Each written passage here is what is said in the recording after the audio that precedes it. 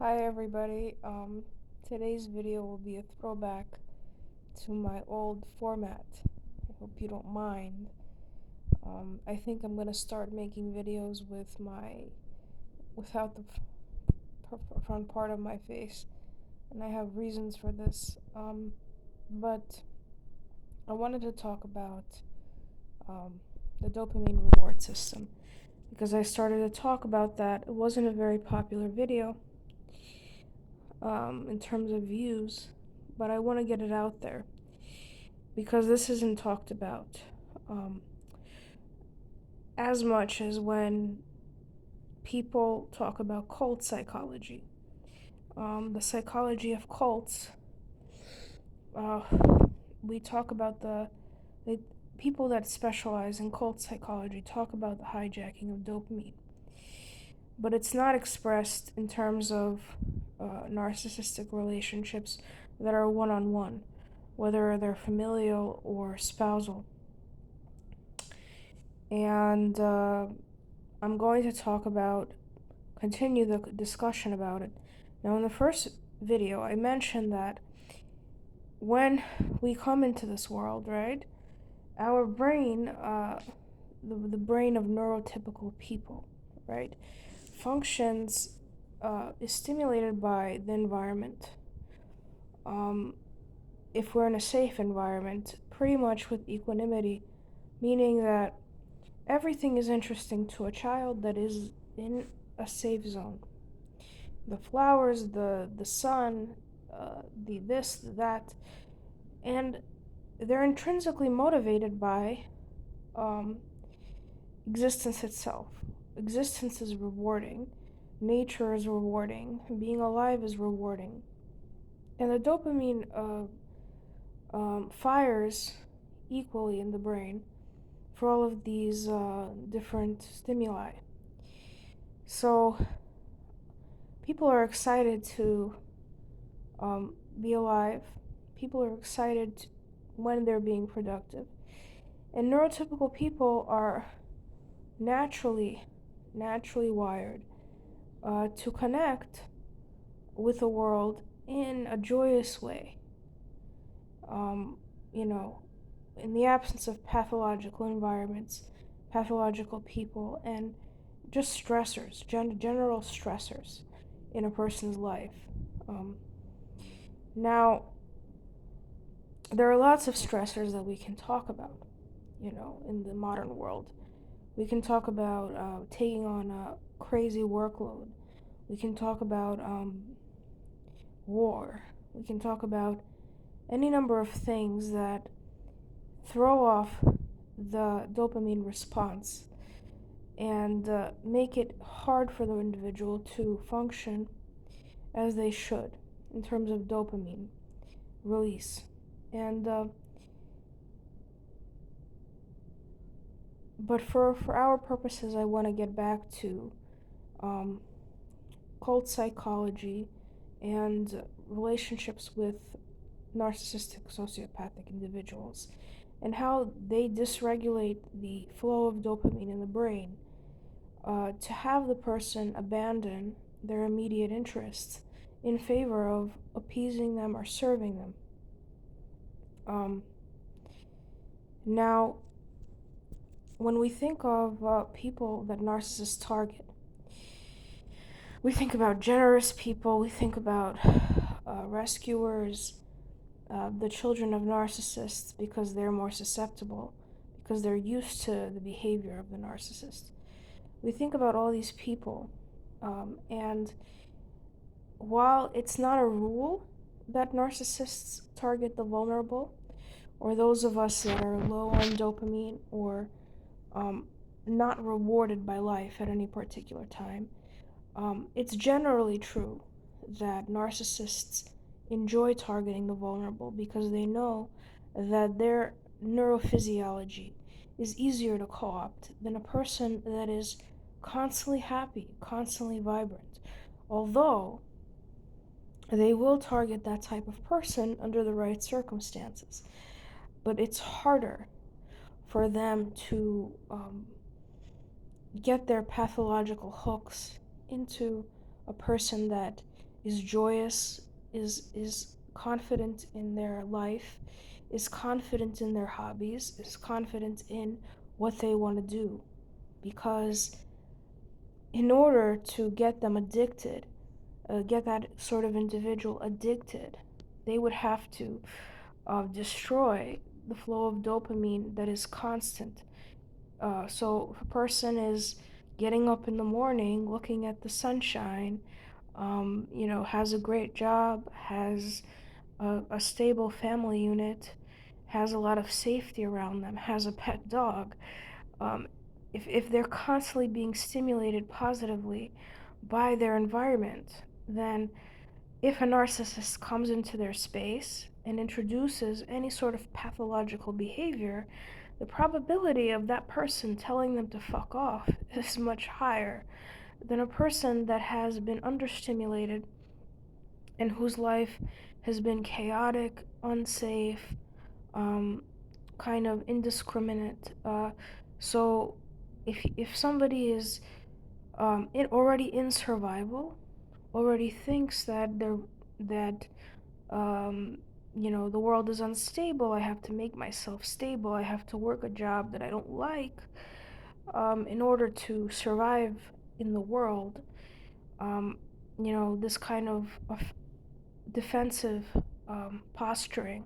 It's easier for narcissists to co-opt the flow of dopamine because there is no because that person's life is not intrinsically rewarding.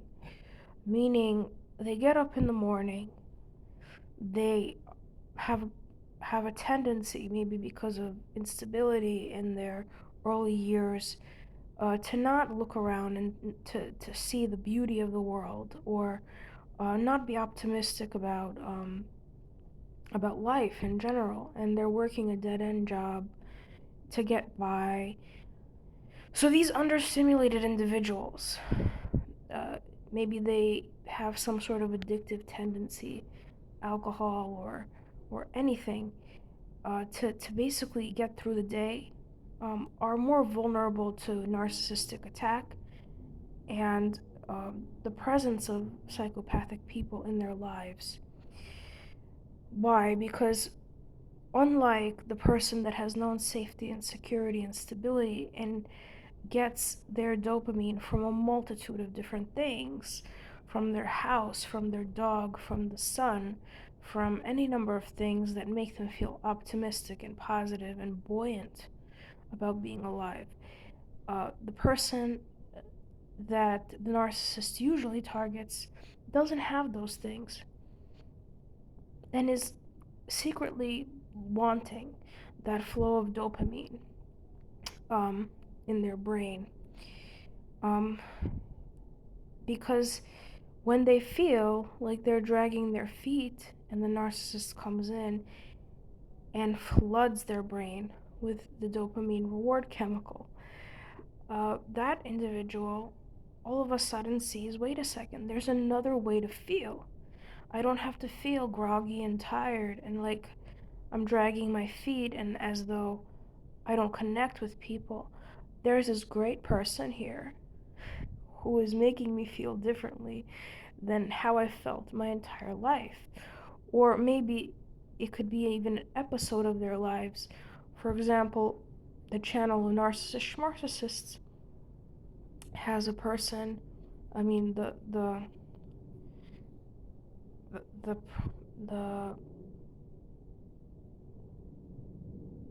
person that runs that channel, her name is Nora.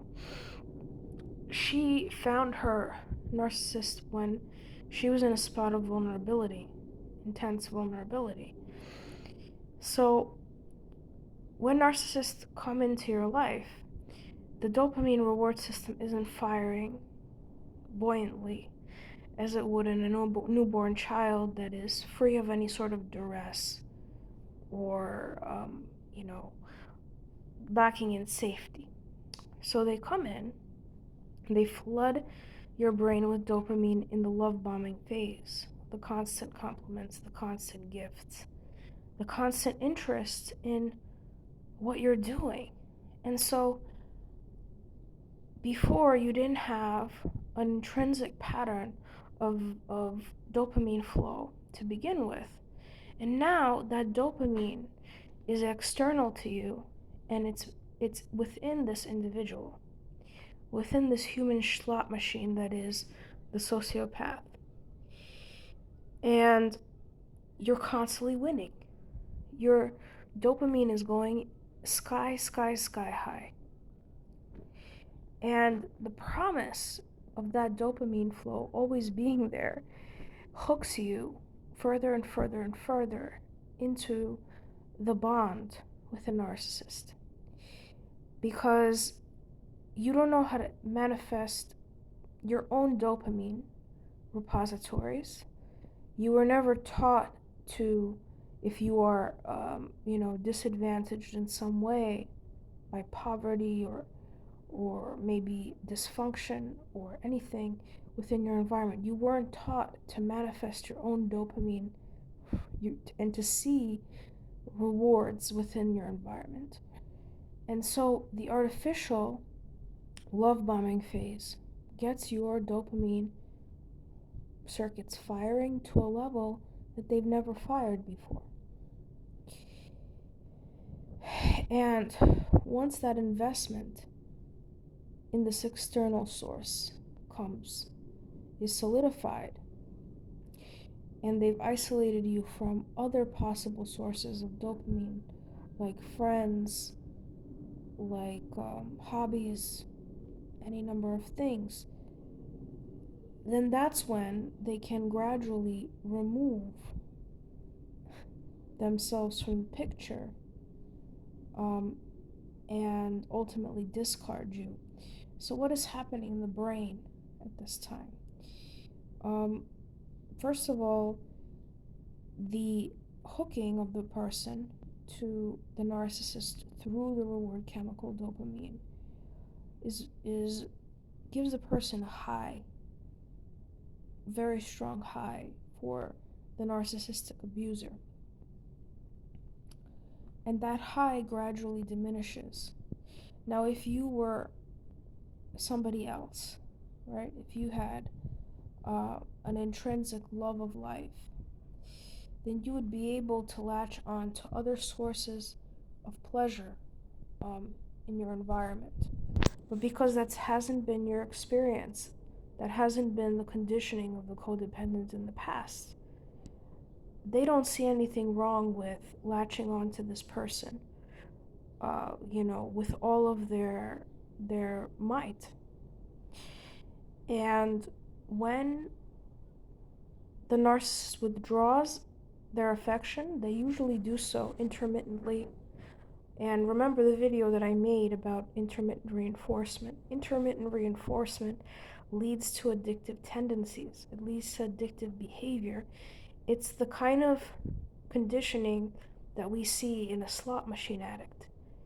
So if one day you're up and the next day you're down, and the narcissist is the only reward system, the only purveyor of reward within your life, then that gets you biochemically hooked to them over some time. It could be 6 months, it could be 10 years, it could be 20 years if you happen to have the misfortune of being related to one of these pieces of shit.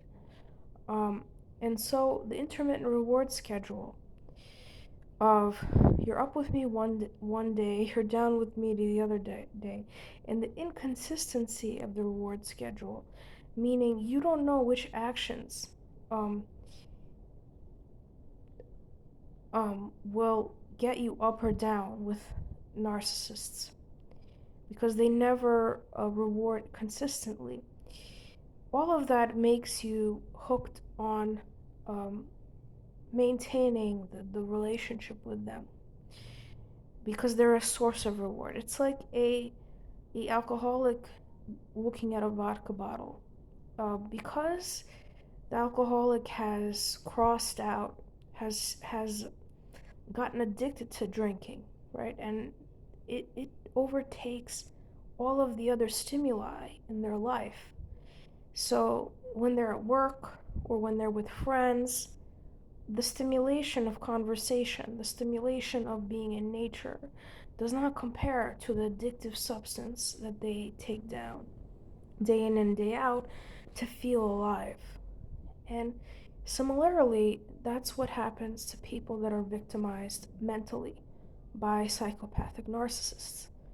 Um, they recognize the narcissist on a physiological plane as a purveyor of fun, rewards, um, and just love, or they think it's love. But in reality, it's an addictive cycling of dopamine in their brain that gets them to be dependent on the opinion and the goals and the narcissists themselves. Now, when narcissists discard you, the reason why it's so painful and the reason why you feel a sense of anhedonia or a lack of motivation is because your primary source of dopamine has been removed. And you do not see other things stimulating, other inputs. It's like when people get off of the bottle, like alcoholics get off of the bottle, they do not see the world as stimulating. They see the world as boring. And this sort of pervasive lack of joy, a pervasive lack of engagement with the world stems from the fact that they've lost their lifestyle. They may have crashed cars, they may have gotten themselves injured, they may have even killed somebody in a drunken, episode. Any number of things could have happened to them. But the dopamine, the reward system in the brain is still fixated on alcohol. It doesn't matter how much they've lost, how much alcohol has bankrupted their life. It may have led to divorces, it may have led to estrangement from their children. But this is why narcissistic cycling needs to be taught as a form of addiction, because it's exactly the same mechanism. Um, the only difference is that the narcissist looks like a regular person, but they are a purveyor of addictive behavior to the people that they do target. Other people that are not direct targets of them may see them as being entitled or not pleasant to be around, or on the contrary, they may see them as being a source of pleasant to be around because of their superficial charms. But the people that do ultimately fall into trauma bonding addiction are the ones that are addicted to the dopamine cycling that the narcissist gives them. So the hot and cold treatment becomes a source that strengthens the trauma bond. And the Stockholm victim abandons their self-care, their needs, because their self-care and their needs and their attachment to God's green earth is not as potent a reward as the approval of the narcissist. And this is very deeply entrenched in the psyches of people that are born to narcissists. Because in my experience, people that are nice, people that give you a continuous reward cycling, people that give you positive reinforcement on a continual basis, even, do not give you the same buzz as a narcissist, because your brain has already created those pathways of being used to the hot and cold dynamics of the narcissist, of being used to that initial spike of dopamine in the brain, followed by a withdrawal. And the addictive patterning presents itself in your life in various forms. You feel like you have to justify yourself to narcissistic bosses. You need to please them. You need to win their approval. Why? Because those neural pathways that are formed in your developmental years are your default. And unless you undo them, unless you have different inputs and you adopt a different lifestyle, they will continue to be your default. So while no contact does help, it is not the final solution to the issue of trauma bonding, because in the absence of a different lifestyle,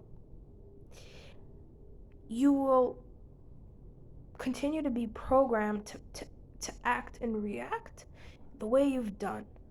And it's automated almost. It's in your nervous system, it's in your brain chemistry.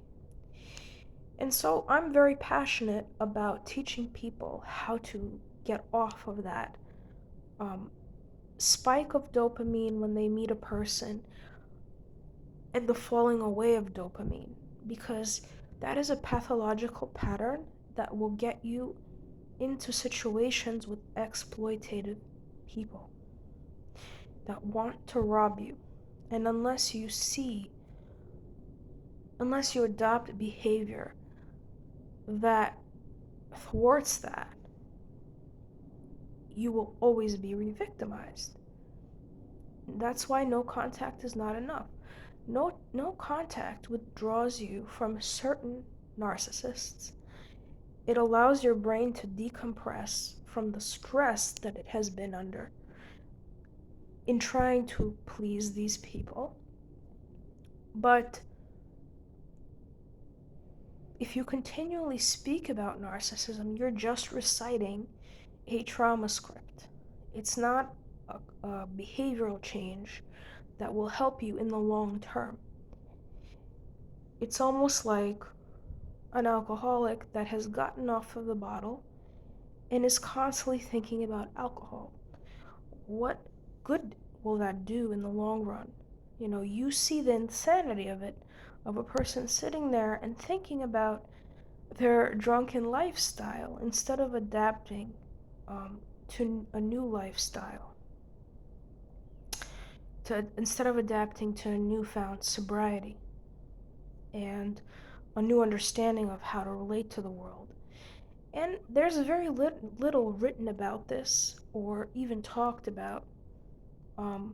Shahida Arabi is the person that started the conversation on a massive scale, because she details trauma bonding as an addiction in her books. She exposes it for the addiction it is. She created self-care habits that help people that have been in trauma bonded relationships. But what I'm looking at and what I hope to develop is a protocol for people, almost like a 12-step, to get back to a better life, a more stable life after trauma bonding, to rehab themselves off of a trauma bonded lifestyle, and to place an emphasis on how do I live now? That's the main questions that I'm going to cover in this channel moving forward. So I hope you understand more about the dopamine reward system as it pertains to narcissism from listening to this video. And if you have any questions, please leave them below for me to answer. Thanks a lot. Kisses.